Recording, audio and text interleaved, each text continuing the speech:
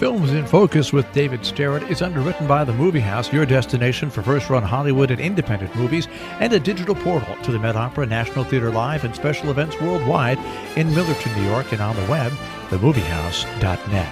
David Sterritt is the editor-in-chief of the Quarterly Review of Film and Video, contributing writer at Cineast, film professor at the Maryland Institute College of Art, Robin Hood Radio's very own critic. He joins us weekly. The films on Broadway, Settlers, and Together. And that one's so easy, I'm not even going to bend my mind. Hi, David. How are you? I'm fine, Joe. How you doing this week? No complaints. That's right. That's my policy. No complaints. Okay, well, I have plenty of things to say. But I won't complain. I will just talk about these movies. And you're right. You could make a sentence out of these movie titles. You could make a very, very short story out of them. But actually, they have virtually nothing in common with one another. So this is one of those weeks where our theme is to have no theme, except that these are all new movies, and they're all out right now. So let's begin with On Broadway.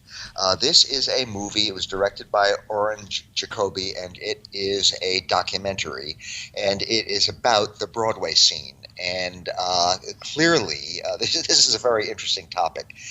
Broadway has been a world-famous, illustrious institution for a very long time.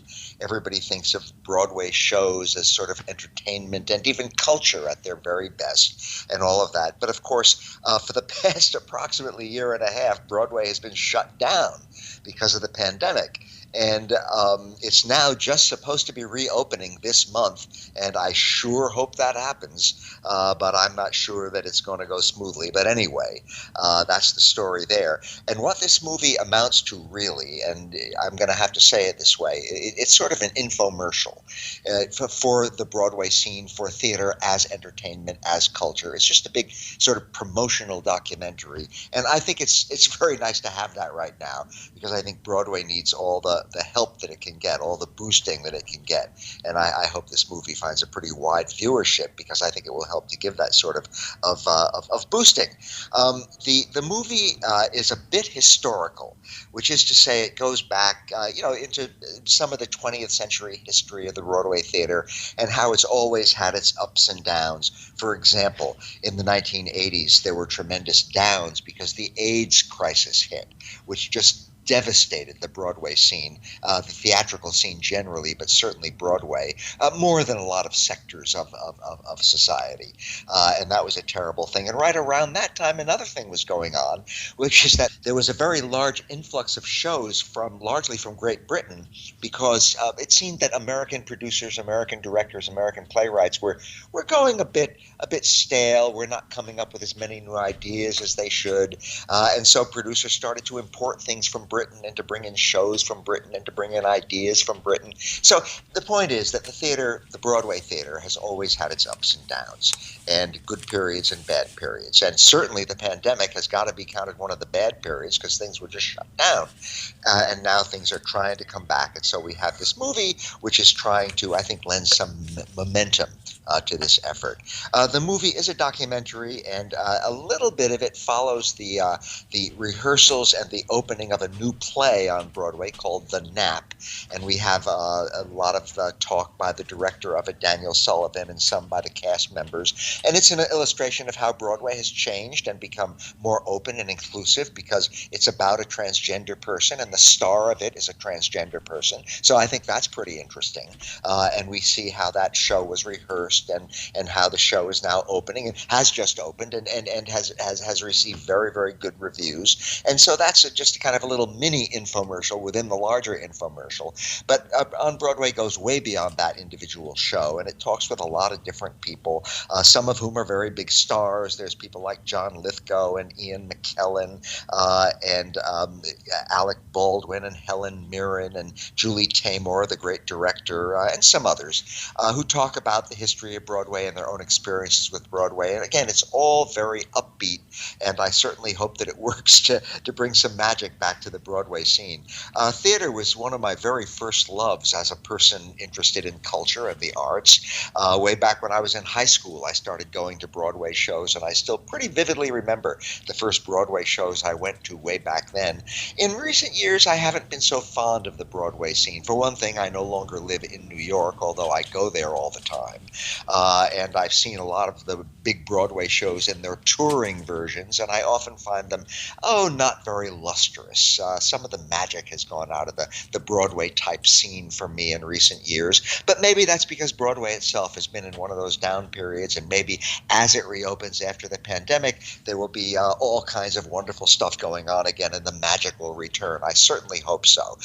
In recent years, Broadway, before the shutdown, had become largely a tourist phenomenon. The people who go to Broadway shows are more people visiting New York than people who actually live in New York, and that's great. It's fine that people come in from other places and they really want to see a Broadway show and have that thrill, and that's terrific. But I'm hoping that when Broadway comes back after the pandemic, which is starting now, that it will be a phenomenon which both people who are nearby in New York and people who come from other places will be as thrilled with as I was when I was younger. So again, I think On Broadway, it's a lovely little infomercial for the Broadway scene, and I hope it finds a wide viewership, and I hope it reinvigorates the theatrical scene in general and Broadway in particular, because it could certainly use that reinvigoration right now.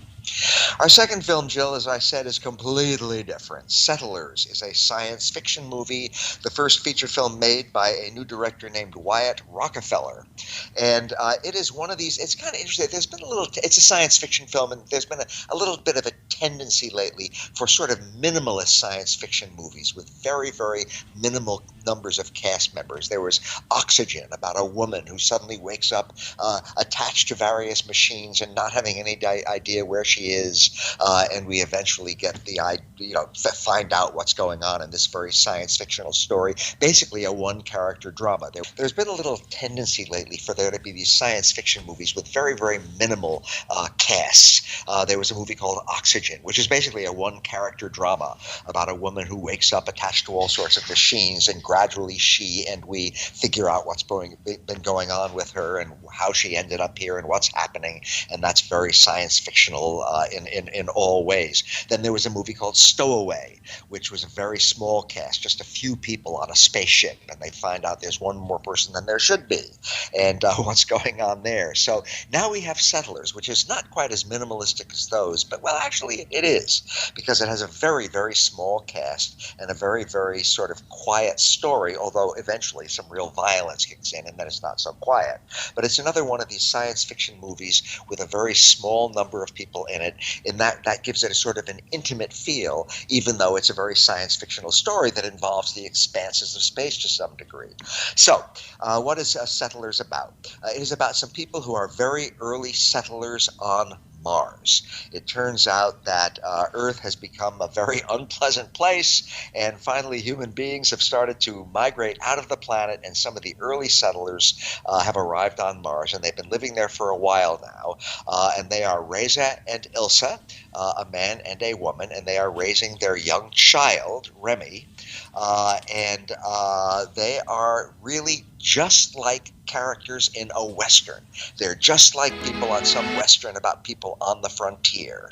And yes, just like in a lot of Westerns, they're living their lives and running their little farm and their little settlement, but there is danger nearby, and we aren't quite sure what the danger is, but the danger seems to be coming closer and closer, just like you would get in one of the old-fashioned Cowboys and Indians movie, only in this case, of course, it's something more exotic than that. And we have to find out as the movie proceeds just what this danger is and what's going to happen to these people in the settlement, whether they're going to survive the dangers or not, and perhaps above all, what's going to happen with the young child, Remy, as she grows older, which she does over the course of the movie. And we definitely find, we meet another character, a guy named Jerry, who is involved with that danger that's lurking over the horizon. And anyway, again, it's very much like a Western, and that's interesting, I think, because even the title, by the way, really almost says that this movie consciously wants to be like a Western. And that's interesting partly because Westerns don't get made anymore. Westerns were once the most popular of all genres in American film and television, and it just isn't anymore. And one theory, and I think it's a good theory, is that way back in the 1970s, science fiction movies took over the territory that once had belonged to Westerns. Star Wars, the first Star Wars movie, it's a Western. It's just that the people are riding around in little spaceships instead of riding horses, and they're flashing around lightsabers instead of shooting six guns. But it's basically a Western, and even the tagline for Star Wars, a long, long time ago in a galaxy far, far away, indicates this connection with the Western. And Settlers is very, very conscious of being a modern-day Western about people who are settlers, who are on the frontier, and the dangers they face in their efforts to overcome those dangers and eke out a successful life. The trouble with Settlers, the movie, is that it's boring. Oh my gosh, I really, really got tired of it very, very quickly, and it never really picked up. It tries to, but it just plods on and on with these you can make good movies with a handful of characters, but just these few characters in this very limited setting, which, by the way, is sort of like the Truman Show. They're all under this big biodome, so they can walk around without space helmets on. That's mildly interesting. But I just found that most of the things that happen to these people, the threats, the dangers, the triumphs, the sadness, were just not very interesting. So I give credit to the makers of Settlers, Wyatt Rockefeller, who directed it, and the others for trying to do something interesting and a little bit different, but it just didn't come together for me. I just found it really quite a tedious film. So if you're really a science fiction fan, sure, by all means, go see Settlers, but be warned, you're liable to find that it's a fairly dull experience. That's certainly the way that I found it. And now to our final film for today, Jill, which is called Together. And here we have a movie which is really, really, really about the pandemic. It's very directly about that. You could say Settlers is kind of indirectly about that, about people isolated with a threat hovering around them.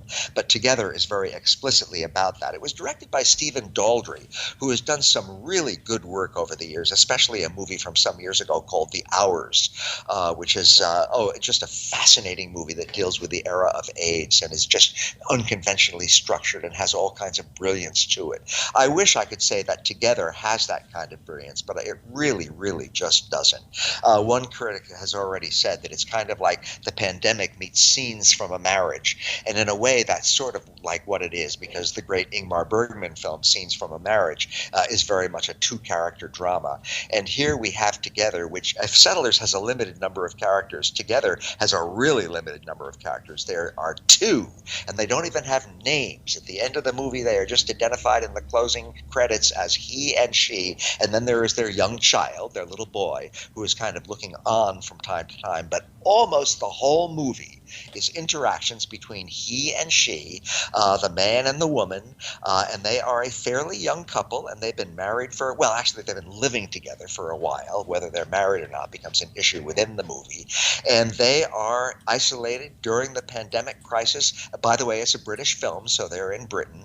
And every once in a while, the movie very much reminds us of its real subject, because from time to time on the screen, suddenly words come up, and they tell us at first how many deaths there have been in the UK from COVID-19, and then eventually how many people have been vaccinated against COVID-19. And so we are constantly reminded that this is going on and that these two people are having their interactions in this larger circumstance. But mainly the movie is not about the social ramifications of COVID-19. It's about the very personal ramifications, how this might affect a couple of very ordinary, sort of very average people living together as a couple and gradually driving each other crazy. In fact, I won't even say gradually, because they seem to be sort of at odds right from the beginning of the movie. And this is both what's interesting about the movie and what's the problem with the movie. They are on each other's nerves from the opening scene.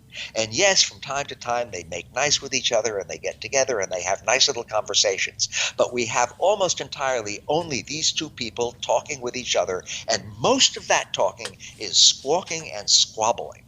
And oh my gosh, I got tired of that pretty quickly. There are people who found this movie a really fascinating psychological portrait. I found it a very one-note psychological portrait. It's very interesting to sort of put under the microscope the personal relations of a couple of people not that different from you and me. You know, they're just regular folks trying to live their lives and facing the challenges of the lockdown. But my golly, they just don't do a very good job of it. And over the course of the film, we find out things about their pasts, about their backgrounds, about challenges they face separately, challenges they face together, and that's pretty interesting. But the squawking and the squabbling and the squabbling and the stalking really got on my nerves after a while, until I started to dislike these characters pretty much like they dislike each other through much of the action. So it's a very interesting experiment, and I think that in future times this movie will be seen as a real, maybe a quintessential film of the pandemic era. But just as a viewing experience, to sit there in a movie theater and watch it, I just found it was too much for me after a while. So I say let's have more movies with lots of characters, and let's have more movies with lots of variety to them, and especially let's have more movies where people are getting along with each other as well as just sort of getting on each other's nerves, because that tends to get on my nerves after a while as well too. So that is my pretty varied pandemic story this week, Jill. For which we thank you, David Sterritt. Films in Focus, the films on Broadway, Settlers, and Together.